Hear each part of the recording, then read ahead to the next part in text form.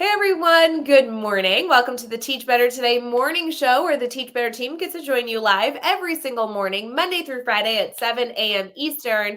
My name is Rae Hughart and we have an incredible guest with us. Hannah has been an active member of our community. She's participating in our grid cohort. I know she has so much to share, and we're both in Illinois, so we get to frown on some of the icky weather. We have some time and also celebrate the sun that we hopefully will be having for the next few weeks. We'll be right back. Go fill up your coffee and let's get into it.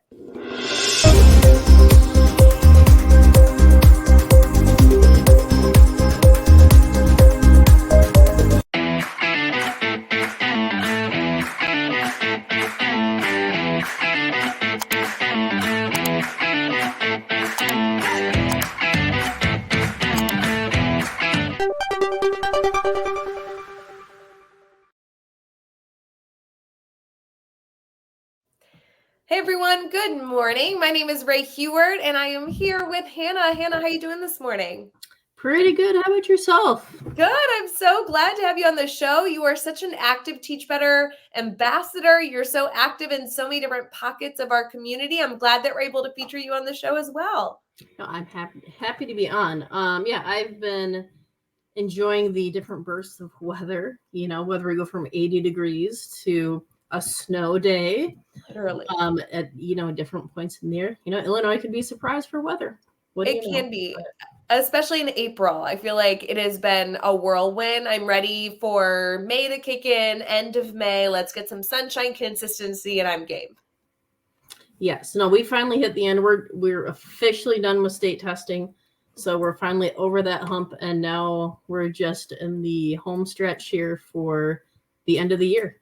There's so many good things coming, I know, for the end of the year that you have planned for your students. Before we get too far into those plans, though, tell us a little bit about what you do day in, day out, what your role is in education, all that good stuff.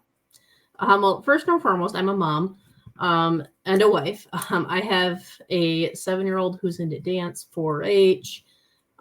You name it, she's probably into it. I'm learning all about softball right now. Ooh. I know nothing about it. She's currently into that right now, so that's been kind of a fun adventure. If anybody has any tips for that, feel free to throw them in the message box because I have no idea what I'm doing. Outside of family, we have a Catahoula leopard dog, a very high energy. We've been to a lot of training classes with him. And then I'm also a third grade teacher. I've been teaching for 13 or 14 years, one of those two. Third grade the entire time. In Freeport, Illinois, I have a class of wonderful 19 young folk who keep me on their toes. And we really do a lot of fun things in the district that we have the opportunity to do. Yes, you have been really committed to not only taking advantage of what your district offers and really getting to be able to support the community there, but also expanding your PLN beyond that district as well. Hannah, I can't believe you spent your entire career of 13 years in third grade. I feel like that in and of itself is a massive accomplishment. You never wanted to try a different grade level? I student taught in first grade, and I really actually do enjoy the first graders. And I also did 7th grade. And what I discovered is I never, ever, ever want to teach 7th grade ever again. 6th graders were great. 8th graders were great.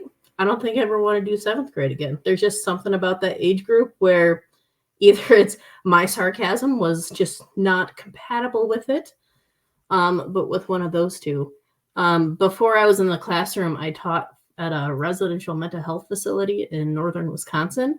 And I was a self-contained K-8 special education teacher in a mental health facility. So I had kids who I would work with and come up with an assessment education plan so that when they went back to their district or wherever they went after their assessment program with us, I had recommendations for their best placement and strategies. So that's kind of fun. So because of that, nothing really scares me. I've been known to tell students, you can do that. Not going to faze me.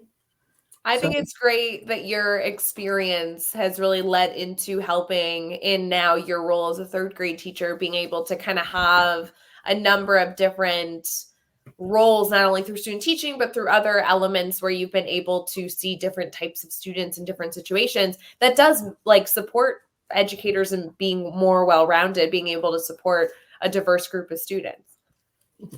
I mean, I think what I've really learned through the whole process of it is relationships are key. You have to know your students. You have to let them into your life. My students know my daughter. She comes to school on her days off. She goes to a different district. So she comes in and they know her. They ask questions. Unfortunately, they do ask questions about what I'm like at home, which leads to some really funny conversations after she's gone. But really, we, all this experience of getting to know your students and the SEL portion of teaching. You're not going to get anywhere if your kids don't know you or trust you. One of the biggest strategies I've been working on improving right now is getting my ESL endorsement and really trying to integrate a lot of strategies for multilingual learners, which, in reality, they're best strategies for everybody. So really, I often say that I do too much. But really everything that I do finds a purpose in how I approach teaching with kids. Yes, you're very intentional by what you choose to fill your schedule with, even though it's probably an extremely busy schedule. My husband complains sometimes, yes. Well, that's their job. Our partners are supposed to watch out for us and be like, hey, slow it down a little bit. We missed you at the dinner table, and that's all right. But Hannah, another thing you've been keeping your time busy with is you've been a part of our grade certification pilot, which I know we've actually explained on different episodes, but maybe some for you that if you didn't catch it, Hannah would have applied to be a part of this pilot we're running right now. It's a multi-month certification program in hopes that at the end of this cohort that you are officially certified as a grid user, and allows us to really work in this cohort to master what we love, our mastery learning, mastery framework that many educators I know here are using. Hannah, that experience has been going on for a few months. I know it wraps up at the end of June. I mean, you got like 2 months left. How are you feeling about it so far? I'm going to be a little sad when it ends. I mean, I know that I'll still keep in touch with everybody in the cohort as well, but it's been a pretty awesome cohort. There's a whole lot of support. And how I use the grid in the classroom, I've been able to see different ways to improve how I do it, and to extend different ideas. So from other elementary teachers, which has been awesome to see. It's a valuable experience. I highly recommend that anybody do it. Yeah, I'm so glad that you applied. I know we only accepted a very, very, very small group to participate in that because, again, it is our pilot. We want to make sure that we get it off the ground and do it the right way for all of you who may choose in the future to participate. But Hannah, we've loved having you in that group because you're able to share so much insight and reflection on not only your classroom, but again, like you were sharing earlier, being able to talk with other members in that cohort, sharing ideas, implementing their strategies and coming back and being able to have that dialogue has just been wonderful. I know you're entering into phase 2, which is so exciting, and I cannot wait for us to have our little graduation ceremony at the end. Yes, no, we've been working real closely with my 3rd grade team. We do work very well together. We've been together most of us have been together for the last 6 years. So we know the ins and outs of each of us. And we've really focused in our PLC time on, and I may or may not have pushed them a little bit to, hey, you should try this. I can be very convincing sometimes with them. But we've really kind of worked as a team level. And because of a lot of these strategies, the scores in our 3rd grade have been skyrocketing. And the kids can actually, and what I like the best is they actually remember it. Yes, they're so during state testing, I saw their little lights go on. Oh, we did this and then, oh, honey, we're not supposed to be talking right now at state testing, but that's awesome. You can do this. Yes. That's a huge part of those of you interested in the mastery learning system is we need to figure out how to really master retention as much as also students getting it the first time. So I'm so glad that you've seen so much success, not only with your students day to day, but the longevity with the state testing and having scores be so high. That's a huge celebration, Hannah. Yes. And the other thing too is, my class is pretty open and honest with me. I've had kids come up and say, I don't like this assignment. And I can have a deeper discussion with why you don't like it. Well, I already did it in this, and this. And what I discovered through that process is, you know what? I already basically did have you do this concept in like the level below. So you're right. Maybe I need to rethink this and, take that out or move it down. You're right. That's a good idea. Yeah, I love that reflection that you're able to have with all these different people that are a part of it, not only the people you're collaborating with that are educators, but even the students sharing their ideas as well. So lots of good things to come. Hannah, we're going to transition to our team talk segment. We want to continue to pick your brain, so stick with us.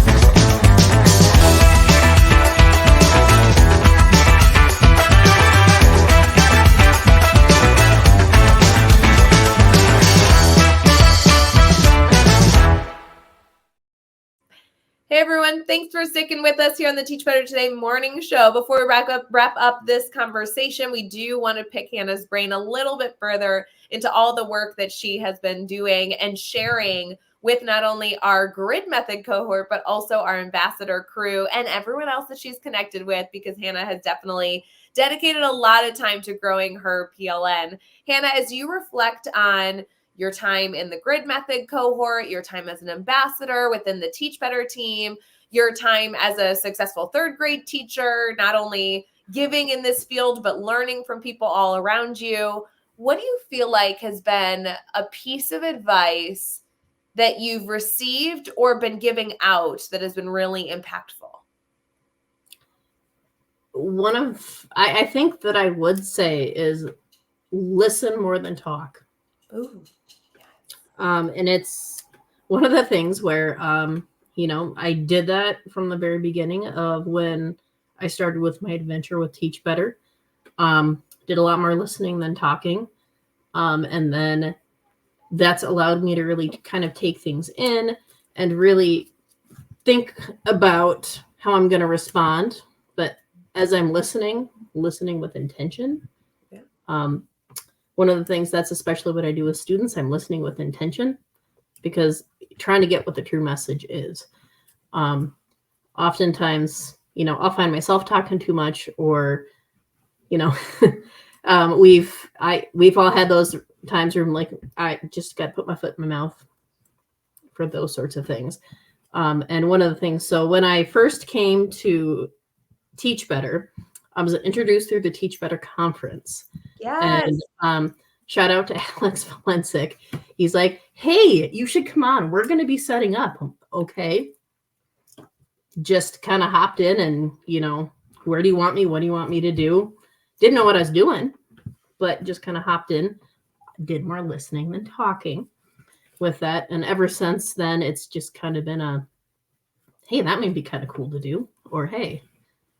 And now I can successfully say that I have connections literally all over the world that I've been able to use for the betterment of not only my professional network, but also with my students. We've Zoomed with other classes. We've done so many other really cool things that I probably, if I wouldn't have opened up my mind to it, wouldn't have seen. So put yourself out there, do more listening than talking. And really, truly be willing to embrace the uncomfortable. I love that piece of advice. That is a great mindset to take into the day ahead as well. Thinking through how we can listen with intention and also learn from those around us. I think you have so much to share, Hannah. I so appreciate that you were able to join us this morning for a little tidbit and share so much of your experience. I really appreciate it. Thank you. No, have a great morning, everybody. Yeah, everyone have a great morning. And if you need anything, do not be a stranger. Feel free to reach out to the Teach Better team anytime. We'll see you tomorrow on the Teach Better Today morning show. Bye, guys.